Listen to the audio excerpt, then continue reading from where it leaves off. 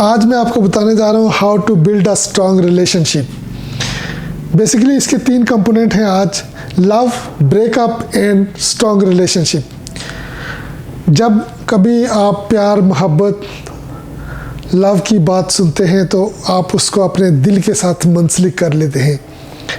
हकीकत में ऐसा नहीं, दिल से ज़्यादा इसका ताल्लुक आपके ब्रेन से है। होता ये है कि जो चीज़ आपको अच्छी लग रही होती है, आपको खूबसूरत लग रही होती है, उसका जो इमेज है, उसकी पिक्चर है, उसकी फ़ोटो आपके ब्रेन को जाती है। जब आपके ब्रेन को जाती है तो वहाँ वो प्रोसेस होती है।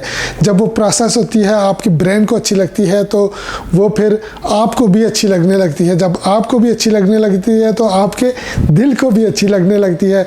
जब आपके दिल को अच्छी लगने लगती है तो वहाँ से फिर दिल का मामला स्टार्ट हो जाता है। वो कोई पर्सन भी हो सकता है, कोई आर्टिफिशियल मटेरियलिस्टिक चीज़ भी हो सकती है और कोई जानवर भी हो सकता है। जब वो आपको पसंद आ जाती है चीज़ तो आपके ब्रेन में चेंजेस आना शुरू हो जाती हैं और आपके ब्रेन का वेंट्रल टैगमेंटल एरिया एक्टिवेट हो जाता है। जब वेंट्रल टैगमेंटल एरिया जो है वो एक्टिवेट हो जाता है तो वहाँ से केमिकल रिलीज़ होते हैं, हार्मोन रिलीज़ होते हैं, उनको कहते हैं डोपामिन। डोपामिन बेसिकली आपको रिवार्ड, प्लेजर्स और हैप्पीनेस की फीलिंग्स देते हैं। आप खुश हो रहे हैं। डोपामिन आपको एक्साइटमेंट की कंडीशन में लेकर जाते हैं, इस सिनेरियो में लेकर जाते हैं। दूसरी तरफ आपके ब्रेन का वो हिस्सा जो प्री फ्रंटल है, वो गुड और बैड की जजमेंट कर रहा था, वो हिस्सा स्टॉप हो जाता है काम करना। जो मोशन और इमोशन को कंट्रोल कर रहा था, जो आपकी थॉट्स को कंट्रोल कर रहा होता है, वो काम करना बंद कर देता है। इधर से डोपामिन रश हो रहा था, जो कि वेंट्रल टैगमेंटल एरिया से रश हो रहा था। हैप्पीनेस और रिवार्ड और प्लेजर्स की कैफियत होती है। इसी मूवमेंट को कहते हैं लव एट फर्स्ट साइट। ठीक है। अब बेसिकली होता यह है कि उसी चीज़ में आपको पूरी दुनिया अपनी नज़र आ रही होती है, उसी में आपको सब नज़र आ रहा था, उसके हर चीज़ में जो पॉजिटिविटी नज़र आ रही होती है, क्योंकि आपका जो वेंट्रल टैगमेंटल एरिया है वो एक्टिवेट हुआ हुआ है और आपका जो दूसरा एरिया है प्री फ्रंटल वो ऑफ हुआ हुआ है, स्टॉप हुआ है। तो इसलिए हर चीज़ जो है ना उसमें आपको खुशी की नज़र आती है, हर चीज़ उसमें अच्छाई और खूबी नज़र आती है।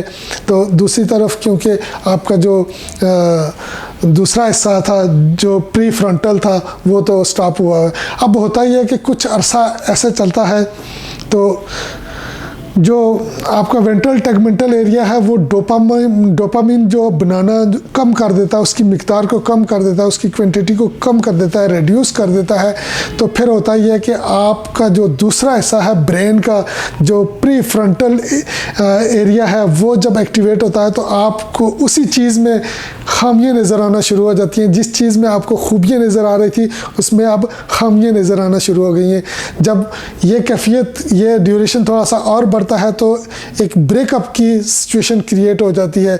जब चीज़ें वर्स आना शुरू हो जाती हैं तो इतने में एक कंपैशनेट लव जो है ना वो यहाँ जनरेट होता है, यहाँ वो रिप्लेस करता है और एक न्यू रिलेशनशिप को एक न्यू यूँ कहते हैं कि एक न्यू टर्न देता है और रिलेशनशिप को स्ट्रॉन्ग करता है।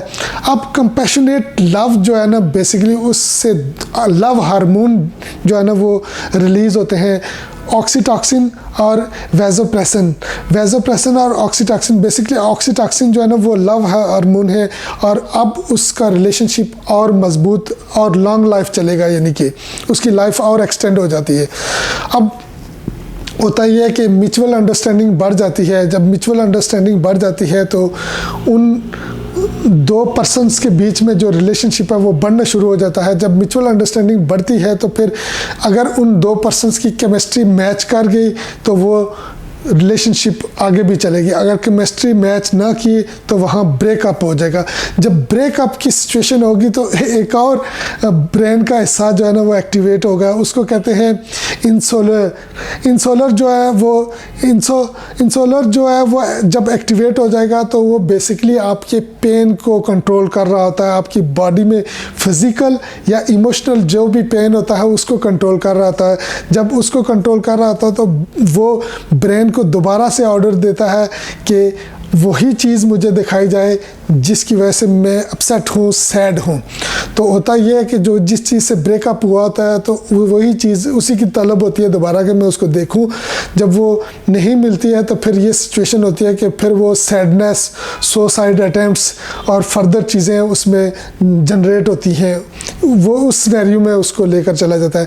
लेकिन अगर वो चीज़ एक्सेसिबल हो, वो उसको दोबारा से मिल जाए तो फिर उसका जो है वेंट्रल टैगमेंटल एरिया जो है ना वो एक्टिवेट हो जाता है। फिर डोपामिन बढ़ता है और फिर उसको हैप्पीनेस, रिवॉर्ड, प्लेजर्स की कैफियत मिलती है। लेकिन दूसरी तरफ ये होता है कि अगर तो ब्रेकअप वाला सीन हो गया, वो चीज़ नहीं उसको मिली है, तो फिर ये होगा कि फिर वो सैड हो जाएगा और उसको इस सिनेरियो से स्कीप करने के लिए, यानी कि एस्केप करने के लिए, अपने आप को रेस्क्यू करने के लिए मैं ये कहूँगा कि आप अपने उन रिलेटिव्स से, उन मेंबर्स से, फैमिली मेंबर्स के साथ मिलें जिनके साथ आपके जो है ना लव हार्मोन जो है ना इंक्रीज़ हो, ताकि आप इस वाले सिनेरियो से बाहर निकल कर तो आप दूसरे सिनेरियो में जाएं और फिर आपको ज़िंदा रहने की जस्तजू पैदा हो और फिर आपको एक नॉर्मल ज़िंदगी गुजारने की एक जस्तजू पैदा हो और आप अपनी एक्टिविटीज़ को जो है ना वो डाइवर्जन दे दें कि आप ऐसे अपनी फैमिली के लोगों के साथ मिलें, उनके साथ बैठें, उनको ज़्यादा टाइम दें ताकि आपके ऑक्सीटॉक्सिन और आपके वेज़ोप्रेशन जो है ना वेज़ोप्रेशन वहाँ जनरेट हो और आपकी लाइफ को एक नया मोड़ आए और इस तरह आप जीने की जस्तजू करें और इस तरह आप एक ब्रेकअप के सिनेरियो से निकल कर तो बाहर आएँ। ठीक है, मेरा हरगिज़ ये मतलब नहीं है कि आप ब्रेकअप करें। आप ट्राई करें कि आप स्ट्रॉन्ग रिलेशनशिप डेवलप करें, लेकिन अनफॉर्चुनेटली कोई किसी के साथ इंसिडेंट हो जाता है, कोई हैपेंड हो जाता है, कोई मिसहैप हो जाता है, तो देन आप ये फार्मूला अप्लाई करें। उम्मीद करता हूँ कि आपको ये मेरी वीडियो पसंद आई होगी।